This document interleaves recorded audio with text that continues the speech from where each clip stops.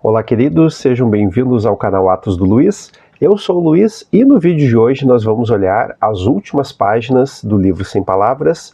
Dessa vez são as páginas verdes para a gente poder finalizar essa história. Então a ideia dessas páginas verdes é falar do nosso crescimento em Cristo, tá? E aqui ele vai usar o exemplo de Timóteo, da família dele, vai falar dessa fé que vinha nas familiares dele, ali na avó e na mãe, e vai falar desse crescimento aqui que Timóteo teve na fé. Esse livro ele tem aqui um material, tá? Que é o material que eu estou estudando para poder fazer esses vídeos. E aqui no material ele vai indicar alguns textos para a gente poder ler antes, para poder preparar essa história. Eu vou ler aqui com vocês os textos para a gente poder conversar sobre essa preparação dessa parte aqui final da história. O primeiro texto é 2 Timóteo 1, do 1 ao 5. Aí eu vou abrir aqui e o texto diz assim: Paulo, apóstolo de Cristo, pela vontade de Deus, de conformidade com a promessa da vida que está em Cristo Jesus, ao amado Timóteo. Graça, misericórdia e paz da parte de Deus Pai e de Cristo Jesus nosso Senhor.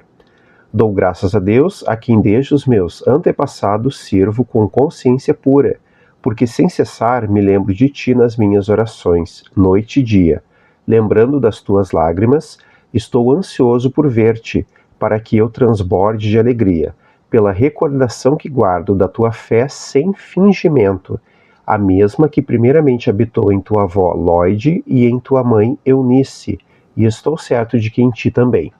Então aqui é legal que a gente vê um pouquinho do Timóteo e vê um pouquinho da história da avó e da mãe dele.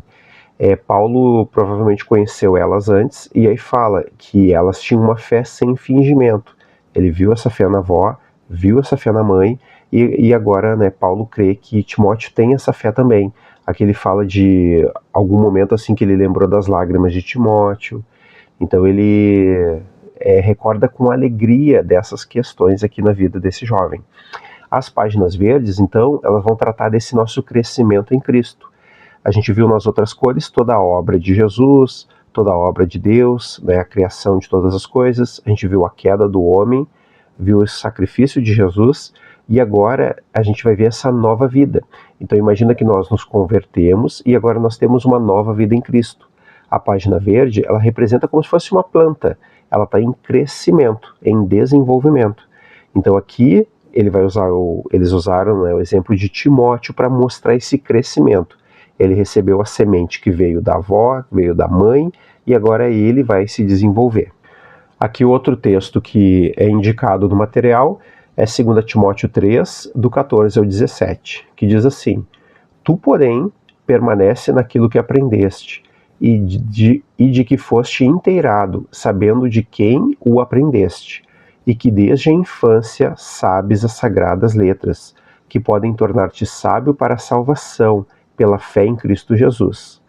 Toda a Escritura é inspirada por Deus e útil para o ensino, para a repreensão, para a correção, para a educação na justiça, a fim de que o homem de Deus seja perfeito e perfeitamente habilitado para toda boa obra.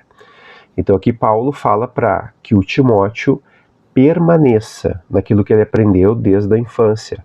Fala que a Escritura é inspirada por Deus, então que ela tem as suas utilidades e que é para ele permanecer nisso, né? E que ele vai ser habilitado por essa palavra para toda boa obra. Então Paulo está recordando de que Timóteo desde pequeno ouviu as sagradas letras. E aqui o outro texto é Atos 16, do 1 ao 5, ele vai falar desse encontro com Timóteo, tá? De quando Paulo provavelmente conheceu Timóteo. Então chegou a Derbe e a Listra, havia ali um discípulo chamado Timóteo, filho de uma judia crente, mas de pai grego. Dele davam bom testemunho os irmãos em Listra e Icônio. Quis Paulo que ele fosse em sua companhia, e por isso circuncidou-o por causa dos judeus daqueles lugares, pois todos sabiam que seu pai era grego. Ao passar pelas cidades, entregavam aos irmãos para que as observassem as decisões tomadas pelos apóstolos e presbíteros de Jerusalém. Assim as igrejas eram fortalecidas na fé e dia a dia aumentavam em número. Então aqui Paulo encontra ele, né, ele é filho de uma judia com pai grego.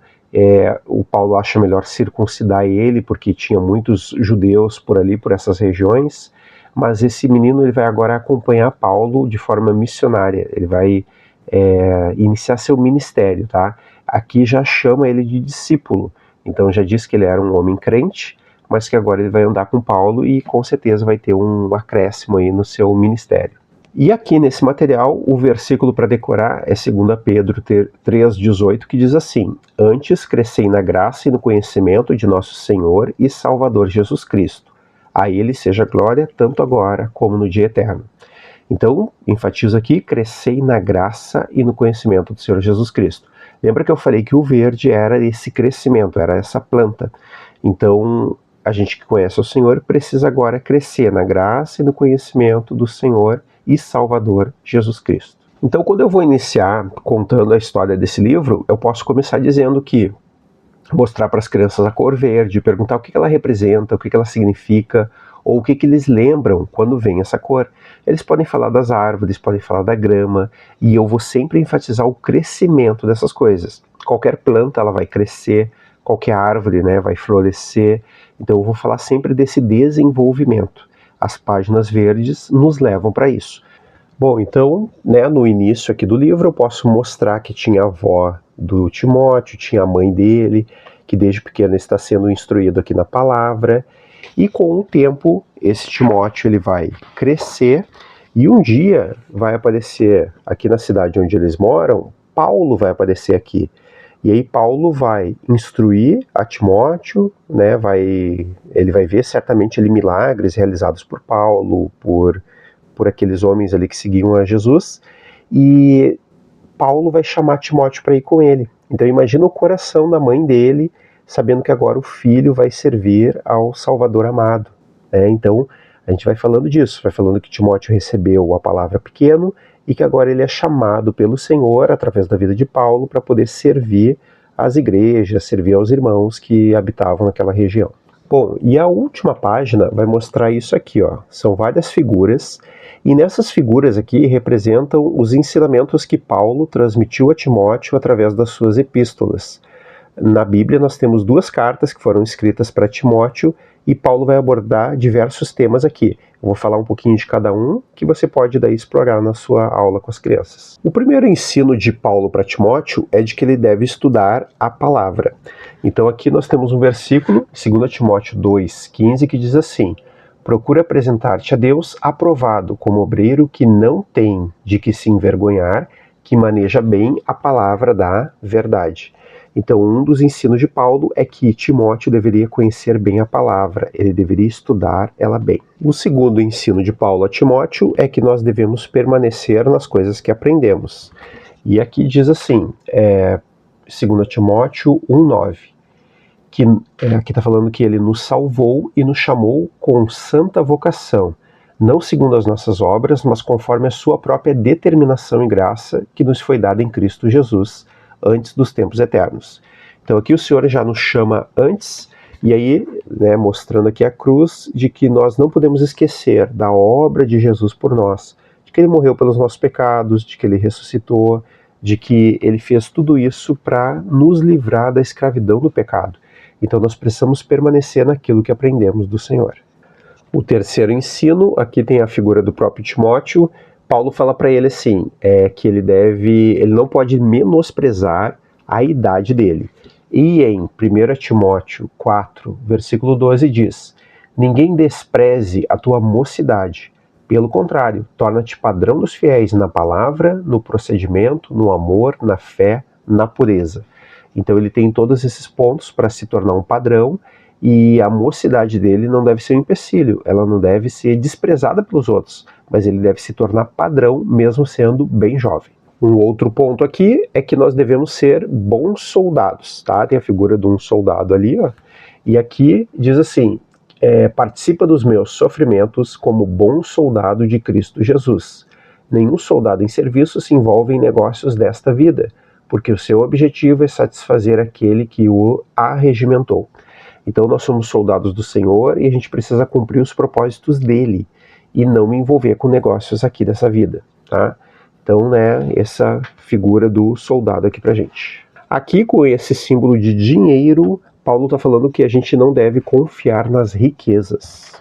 Em 1 Timóteo 6, do 17 ao 19, diz assim: exorta aos ricos do presente século que não sejam orgulhosos, nem depositem a sua esperança na instabilidade da riqueza, mas em Deus, que tudo nos proporciona ricamente para nosso aprazimento. Que pratiquem o bem, sejam ricos de boas obras, generosos em dar e prontos a repartir. Que acumulem para si mesmos tesouro sólido, fundamento para o futuro, a fim de se apoderarem da verdadeira vida. Então aqui eu não posso amar o dinheiro, tá? E aqui ele fala, né, eu não posso depositar a minha esperança na instabilidade da riqueza, tá? Então esse é mais um conselho de Paulo para Timóteo. Outro conselho é esses dois aqui, ó. Paulo diz a Timóteo que ele deve fazer a obra de um evangelista, tá? Então ele deve pregar o evangelho, levar a mensagem de Cristo a outras pessoas. E quando a gente prega o evangelho, a gente pode apontar aqui para essa coroa e tem um ensinamento que é 2 Timóteo 4, do 7 em diante, que diz assim: combati o bom combate, completei a carreira, guardei a fé. Já agora a coroa da justiça me está guardada, a qual o Senhor, reto juiz, me dará naquele dia, e não somente a mim, mas também a todos quantos amam a sua vinda. Então, existe uma promessa de que se nós completarmos a carreira, combatermos um bom combate, vai existir uma coroa, né? Já existe uma coroa que está nos aguardando, para que a gente seja recompensado por aquilo que foi feito em nome do Senhor. Essa obra ela não é feita sozinha, a gente faz com a ajuda do Espírito Santo, e aí tem esse coração aqui, que é para dizer que todos aqueles que têm o Espírito Santo habitando em si, é que podem fazer essa obra. A gente não consegue fazer ela por nós mesmos, pela nossa própria força, mas a gente faz na força que Deus supre. Então, se você ainda não tem o Espírito Santo, invoque ele, né? Chame ele para dentro de você, chame o Filho para que ele venha habitar em você, para que ele venha através do seu Espírito morar na sua vida, e o Espírito é aquele que traz a força necessária para que a gente viva o que a palavra quer que a gente viva. Então a gente não consegue por nós mesmos, a gente só consegue pela força que vem do Espírito Santo. Mas ele precisa estar habitando em nós, habitando no nosso coração. E aqui pode ser mais um momento na sua aula de fazer um apelo, fazer ali, perguntar para as crianças quem quer entregar a vida para Jesus, para os seus alunos, quem está arrependido dos seus pecados e quer receber a Jesus como Senhor e Salvador da sua vida. Então, todo esse livro ele conduz para isso. Ele mostra a obra de Deus, ele mostra o propósito do Senhor, ele mostra tudo que foi feito para que no final a gente possa tomar uma decisão de andar com Cristo, de andar com o Senhor. Então, que esse livro possa, né, trazer transformação para a sua vida e para daqueles que você ministra também. Esse foi o nosso vídeo de hoje, espero que tenham gostado. Lembra de curtir, compartilhar, comentar e colocar alguma sugestão aqui se você quer ver novos conteúdos. O objetivo desse canal é tornar você um professor melhor, um pouquinho de cada vez. Nos vemos no próximo vídeo.